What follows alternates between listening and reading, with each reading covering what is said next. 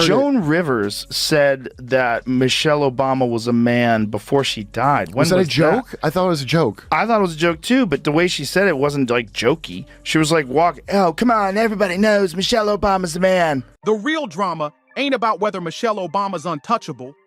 It's about how Joe Rogan and Greg Gutfeld wrecked her whole public image without even breaking a sweat. 1 minute, she's the darling of book clubs across America. The next, she's ducking shots from Rogan's raw takes and Gutfeld's cold-blooded clapbacks like it's a dodgeball death match in the White House gym. These two didn't just toss shade, they ripped through her polished legacy like it was wrapping paper and laced it with sarcasm sharp enough to cut steel. So what exactly did they expose that made Michelle hit mute on everything? Michelle Obama surprised fans on our new podcast by saying her pet peeve about her husband is that he's chronically late. For example, we're still waiting on him to admit he's from Kenya. And as for Barack's pet peeve about Michelle, he's mad that she keeps leaving the toilet seat up. When she cleans it. When she cleans it. Goodness. This situation is messier than the drama over her school lunch program, and that says a lot. We're talking about rich folks clowning other rich folks. Remember when Michelle tried to sell a whole generation on the idea that limp spinach and mushy quinoa were some kind of foodie revolution? A so-called uprising led by soggy kale, dry chickpeas, and lentils that looked like punishment. That wasn't a health kick. That was a full-blown attack on flavor. And yet, there she was, marching out with salad tongs like she was leading troops into battle. Now enter Rogan and Gutfeld, the combo no one asked for, but might be the only duo bold enough to say out loud what everyone else has been whispering between sips of their overpriced green juices. Michelle's whole image, a Pinterest board with a filter, yoga poses soaked in contradictions, and a marathon TED Talk pretending to be a legacy. But let's be real for a second. This ain't about trashing a former first lady. It's about pulling back the curtain and asking some uncomfortable questions. This ain't just about health tips. It's about dragging the high and mighty vibe Michelle Obama turned into a whole personality. She somehow made drink water sound like a moral law from the mountaintop, like she personally discovered it. Rogan is calling out Oprah and Michelle Obama for hypocritical speeches at the DNC Watch. She's up there talking about income inequality. Like, hey, lady. Yeah, I know. You're rich as Like, how is that equal? And also, when Michelle Obama was saying, you know, I think she was saying her mother or grandmother was always suspicious of people who took more than they needed. Yes. Like, you are worth so much money. Meanwhile, regular folks were just out here trying to stop their kids from hustling celery sticks on the school lunch black market for a decent bite of food. Greg Gutfeld, man's never one to skip out on a juicy political roast, and he was practically gasping for air from laughing so hard at the irony. Michelle's health mission had Whole Foods level spreads at her events, but edible, that's up for debate. Organic don't mean tasty, and there's only so much beet hummus you can pretty up before folks start dialing 911 for a flavor emergency. And then you got Joe Rogan, the podcast king of going straight for the sacred cows, no hesitation. Michelle became the poster queen of that polished, progressive smugness. She flexes those arms like she's gunning for a Marvel role, then hits you with a lecture about how pizza is basically a crime. Rogan had to ask, what's the calorie count on all that self-importance? And don't even get started on those Netflix deals. Actually, scratch that. Let's absolutely get into it. President dies, everyone in the world shows up, and she doesn't break her vacation. It's not like she doesn't have access to a jet. Something is going on. Let's speculate. Yes, please. It's either surgery. Oh. That was my least controversial thing. Depends what kind of surgery. She will not sit close to the dictator. And by that, I don't mean Hillary, I mean Donald Trump. Or there's trouble in paradise between Barack and Michelle. I've heard things. I'm not going to substantiate that by repeating these rumors on national TV like I just did. But I'm just saying it's very odd that she's not there. Yeah, we should ask Mike. Nothing says relatable like cashing multi-million-dollar production checks while pretending it's all for the people. Her documentary felt less like inspiration and more like a slow-motion tribute to her own ego, strutting through crowds like she's parting the seas, dramatic music and all, like the rest of us are just extras in the Michelle show. Greg Gutfeld, the late-night menace with a smirk, had zero hesitation tearing through Michelle Obama's polished public mask. Every time she pops up on camera, it's like the message takes a backseat to the lighting setup. Her speeches? They drip with that motivational mush, like a Tony Robbins seminar parked right in front of a Whole Foods. All vibes, no substance. Yeah, it sounds inspirational at first. But is it useful? Only if you think life gets fixed with personalized stationery and a Fitbit strapped to your wrist. And let's not forget that famous line, "When they go low, we go high." Might be the most elegant way to throw shade in political history. Translation: we're better than you. And here's a bumper sticker to remind you every time you park your Prius. Good to see everybody having a good time. The country's almost back to normal before World War III. COVID was just so strange. We lost a lot of people during COVID, and most of them are still alive. Yeah. Before COVID, I would have told you that vaccines are the most important invention in human history. After COVID, I'm like, I don't think we went to the moon. I think Michelle Obama's got a dick. I think Pizzagate is real. I think there's direct energy weapons in Antarctica. Michelle didn't just lean into moral superiority. She branded it, sold it in hardcover, and now she's pitching the audiobook in 5 different languages. Meanwhile, Joe Rogan's just sitting there, lifting one eyebrow at a time, like he's in the middle of arm day. He's been side-eyeing this whole magical transformation, from first lady to motivational guru to full-on pop culture symbol, and wondering when she actually answered any tough questions. Like, how do we go from lettuce lunches to life advice about finding your voice? Is there a map for that? Or we just follow the trail of lavender-scented candles and vision boards? Michelle's public image is so glossy and staged, it makes Barbie look like gritty realism. From the yoga poses to the dreamy backlighting and those carefully timed, spontaneous laughs. She's basically a walking, talking Pinterest quote. Somewhere between live, laugh, love, and eat more kale, she's out here smiling with the calm intensity of someone silently judging every item in your grocery cart. Gutfeld was eating good the day he went in on Michelle's glow-up from First Lady to the queen of vague, feel-good slogans. Dude practically needed a neck brace from shaking his head at her believe-in-yourself pep talks. Like that's gonna knock $1 off anyone's rent. What's next, Michelle? Manifest your credit score? Maybe throw in a vision board for that gas bill? We have it with Obama, so let's just calm down. Got it. You know Michelle is a I'm sorry, she's a what? a transgender. We all know. Oh my gosh. That's pretty funny how she said it. Okay. And let's not even get started on the way the media treats her outfits like global breakthroughs.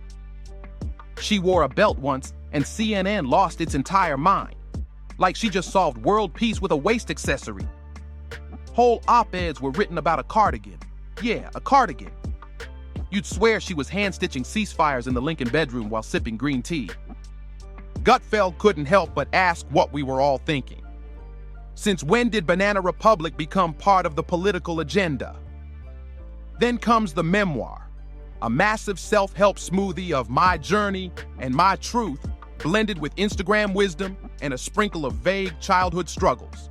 It reads less like a life story and more like a lifestyle blog with a fancy hardcover slapped on. Joe Rogan reportedly had to walk outside, touch some grass, and throw on Roadhouse just to reclaim his sanity after flipping through it. That's how glossy and overly packaged it felt.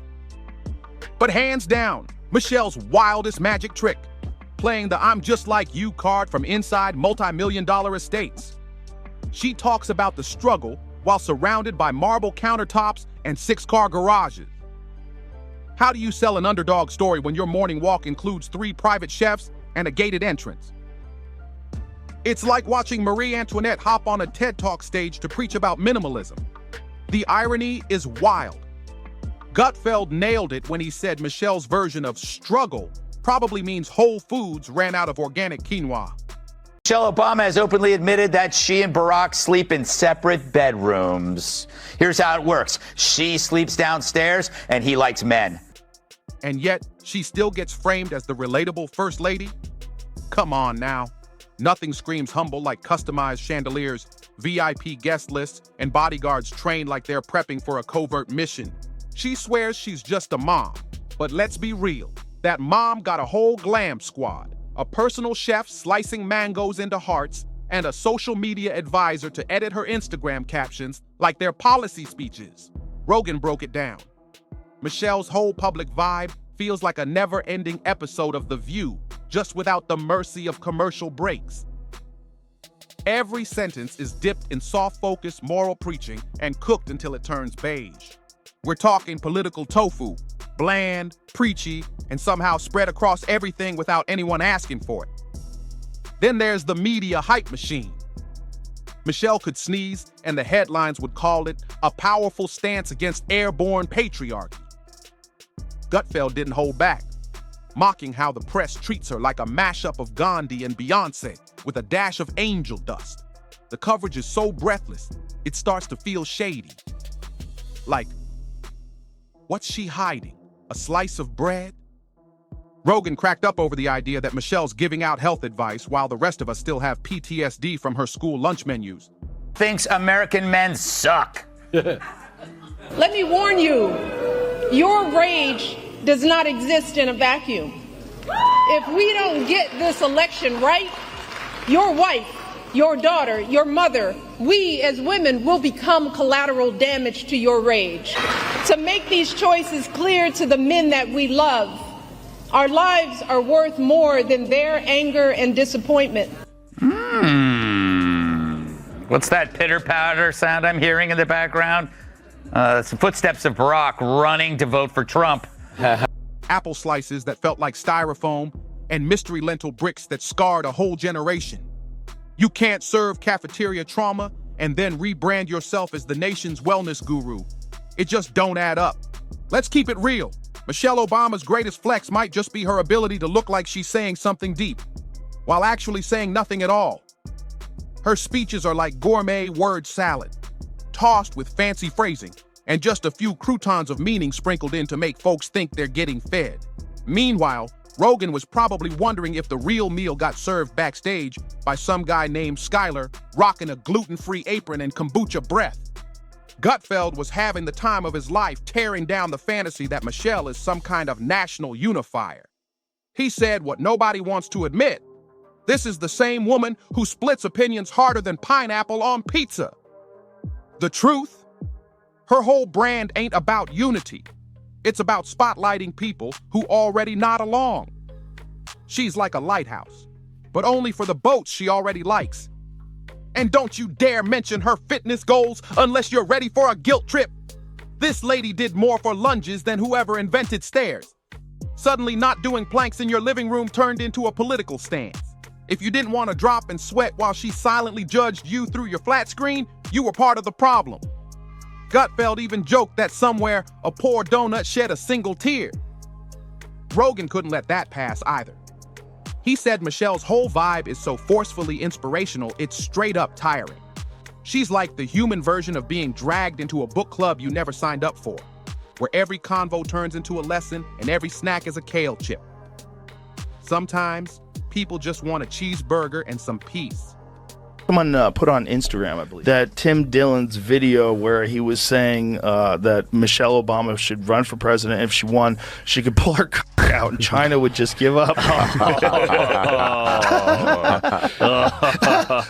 I was fucking wheezing. I couldn't breathe. Big Mike. Big Mike. Not a TED Talk over their fries. Even her podcast, yeah, she's got one too, because of course she does. Feels like a self-love support group for people who've never been told no in their lives.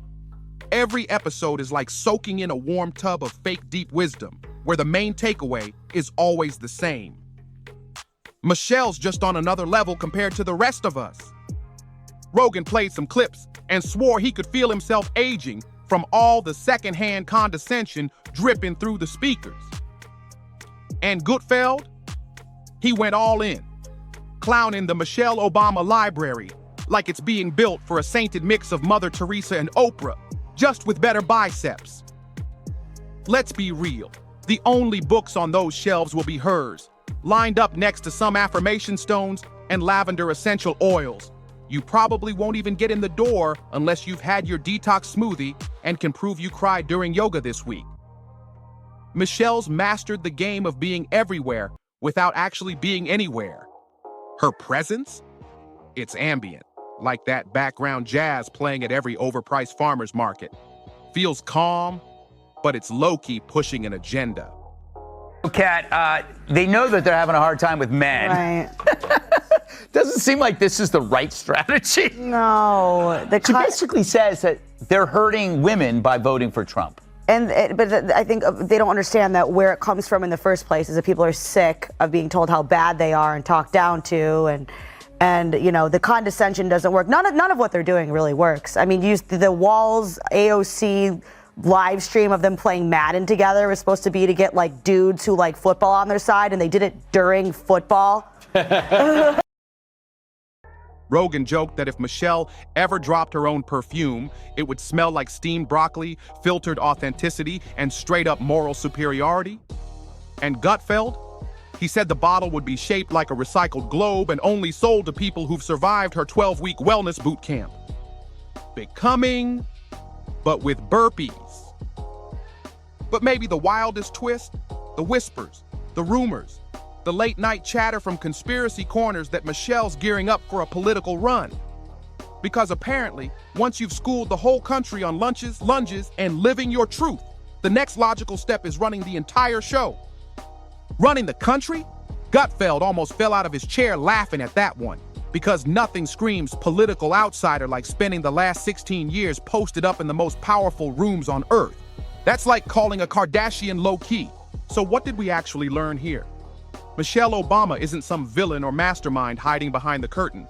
Nah, she's the queen of polished struggle, the empress of empowerment buzzwords, and the first lady of airbrushed authenticity.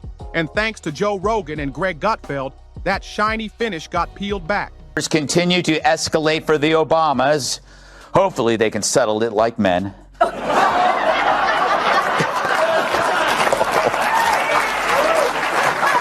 Showing us what's really there.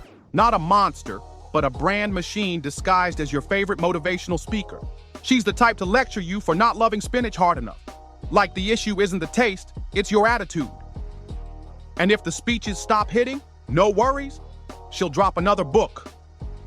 Probably called Still Becoming, The Journey to Journeying. 300 pages of sunrise metaphors, salad trauma, and a bonus playlist of feel-good tracks to cry while meal prepping. Oh, and let's not forget the low-calorie dressing recipe in the back. Guaranteed to taste like pure regret. That, when they go low, we go high line. It's catchy, sure, but these days, she's charging $29.99 for that altitude.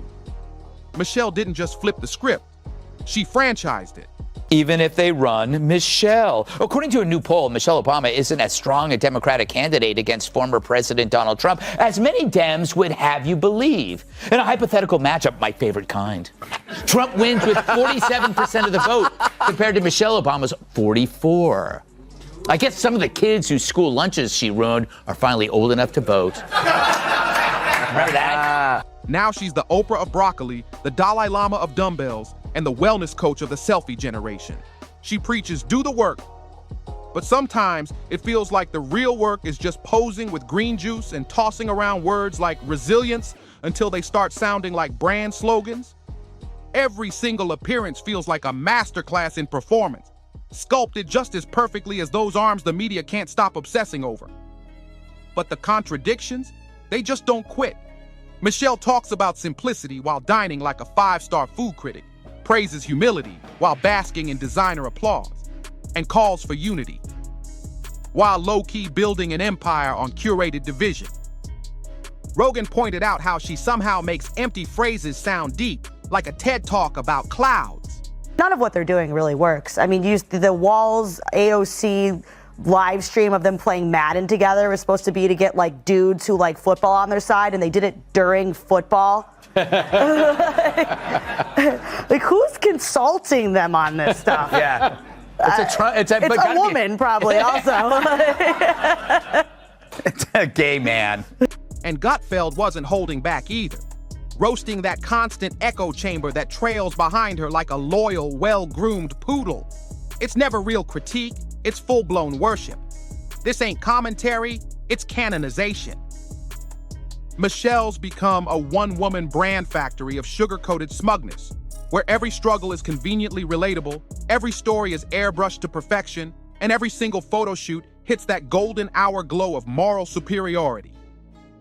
If branding was an Olympic sport, she'd be walking off with 5 gold medals, a Netflix doc about the journey, and her own signature line of vegan protein bars called Authenticity Bites. And through it all, no one's even allowed to ask the real question: what are we even clapping for? If you enjoyed this breakdown, don't forget to like, subscribe, and share with someone who's been sipping the kale juice a little too hard. Drop your thoughts in the comments, and as always, see you on the next one.